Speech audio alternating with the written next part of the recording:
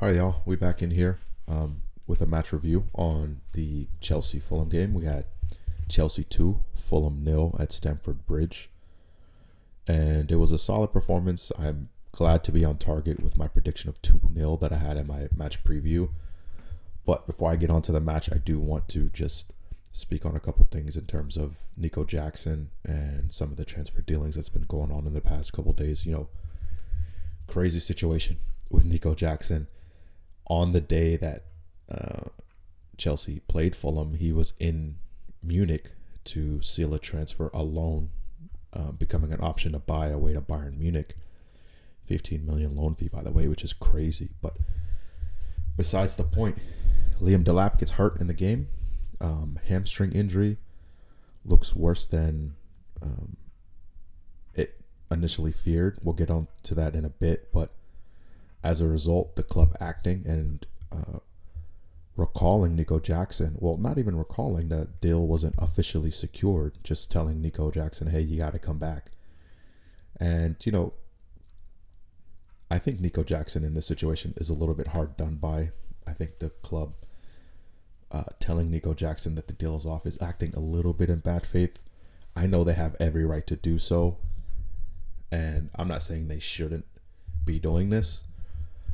I just think Nico Jackson is just has a right to feel a little bit aggrieved in this situation. They gave him the right to travel and secure his move away. He was in Munich with his agent to sign the documents and complete his medical, of course.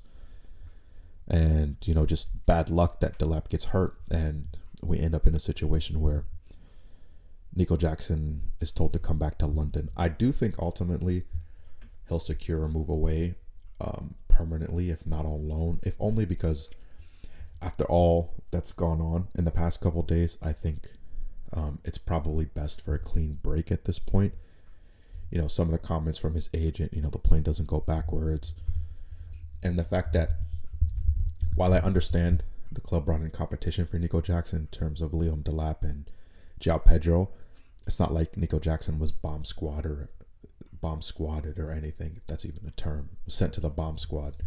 He was still in training with the team, just not selected to be a part of the squad in each of the 3 matches because of his situation and potentially transferring away. And I think that's been very transparent that he wasn't going to be first choice. But I still thought he had a part to play, particularly not just at striker, but on the left as a winger as well. I thought he would have been comfortable there and very effective even if he was given the opportunity to do so. But it's clear that he wanted to go somewhere where he had a better chance for game time. While I don't think Bayern Munich was probably the best place for that, I did mention that he was probably going to be their first choice attacker off the bench as a striker or a left winger. So, and it would also been a chance for him to up his wages. Bayern Munich don't have the same wage structure that Chelsea do generally. They may be moving towards that model. I don't know. I'm not sure, but it would have been a good move for him. A step up in terms of quality on the current team, I would say, in terms of the past couple years, depending if you're looking at the consistency of the 2 clubs. So, he's been linked to Newcastle and Villa as well throughout the transfer window for a permanent transfer. We just got confirmation that Isak is on his way to Liverpool for 130 million. So they have the funds to acquire another striker if that's what they need. I know they've also been linked to Wissa, who has yet to secure a move away as well. And then Villa, even with their PSR issues, he still could play a large part for them. Jacob Ramsey, ironically, went to Newcastle, and so they're in need of a striker. They haven't scored a goal in their first 3 Premier League matches, so we'll see. I do think there's also a real possibility that this Bayern situation is revisited, and I think Chelsea will probably push for a permanent transfer. We'll see. I know Bayern has looked at Lookman from Atalanta, but there's no guarantee that they find another solution other than Nico Jackson, and same for Chelsea, finding a solution that works for them in terms of Nico Jackson being reintegrated into the squad. I'm not sure that's the best thing to do, so I think ultimately he'll probably end up on the move again. I saw that Marc Guiu was also recalled on loan to cover in this time period that Liam Delap is out. He was the second or third choice striker for Sunderland, and he scored a goal midweek, I think, in the cup as well. But I think he'd probably rather be a second or third choice striker here with Chelsea, considering the fact that they have Champions League, they're in the League Cup, FA Cup down the line as well. So I think it'll end up being a better situation for him if he's not going to be the number one at Sunderland. Or it didn't look like he was going to be. You never know, long season. But to start with, he wasn't a priority there. So we'll see. On to the match, however. I mentioned in my match preview that I was excited to see how the team looked without Cole Palmer against the step up in competition. Obviously, don't want to see Cole Palmer hurt, as I've said before, but to see that they can perform without him would have been a good sign. I know they did so last week against West Ham, but that was a situation where West Ham were in a dire state. The manager being under pressure, and then them losing their opening fixture 3-0 to I think it was Sunderland, if I'm not mistaken. So, it was a solid enough performance. There are no complaints. I mean, looking at the lineups, we see it was unchanged, actually, from last week's win against West Ham. Malo Gusto starting at right back. It's mostly what I expected. I thought there was a chance Reece James, if he was going to start in this match, it would have been either for Malo Gusto or Enzo Fernandez, which we'll get onto in just a little bit. But I want to start with the Liam Delap injury. Very unfortunate to see. Looks like he'll be out a really, really long time. In response, the manager brought on Tyreek George to be a striker, which I thought was interesting, and also highlights the need for us, if Liam Delap is going to be out long term, for us to find a situation where we can cover that role. But ironically, Tyreek George also came on as a striker in that comeback win, and I believe it was April. I mentioned that in my match preview, where he got that goal and it led us to the upturn in form. So I thought Tyreek George did okay considering the circumstances, but it's clear he's not a striker or a natural one in any case, and he's more of a winger. And he's also been linked to a move away to Roma, I believe. We'll see if that gets secured in the last day of the season. But for Delap especially, it's a shame because he's going to be out for a while, and he had a big part to play for this club, coming back into the Champions League, looking to make an impact and hopefully push on to challenge for the title a little bit closer than they did last season. So he also had an opportunity to break into the England squad and establish himself there. Ollie Watkins hasn't had a good start with Villa, as I previously mentioned. Harry Kane is getting up there in age. He's probably on his last cycle as the main man for England. And so this was Liam Delap's opportunity to break into that squad, considering he has a step up in terms of the squad he's a part of from Ipswich. But yeah, it's a shame that his start to the season is going to begin this way. Moving on to the disallowed Fulham goal by Joshua King. I have to be honest, and I thought it was a harsh ruling out in terms of the goal. Muniz is making a skill move and steps on Chalobah. If the ref had called it right then, it would have been, I guess, the right call maybe, but I think overruling it in the VAR was a little harsh. And even though I was on track with my prediction of 2-0, ultimately Fulham really should have been 1-0 up, if I have to be honest. So I know Chelsea over the years have been hard done by the referees and VAR calls and non-calls, as has every club, but obviously I'm going to be more aware of the stuff that happens to Chelsea. But if you're just looking at this incident alone, it might be unpopular amongst Chelsea fans, but I do think the goal should have stood. As a result, Fulham did not score a goal. They had a couple other chances, but ended up with 0. And even though Chelsea ended up with a clean sheet, I still think there's a little bit of openness and vulnerability defensively.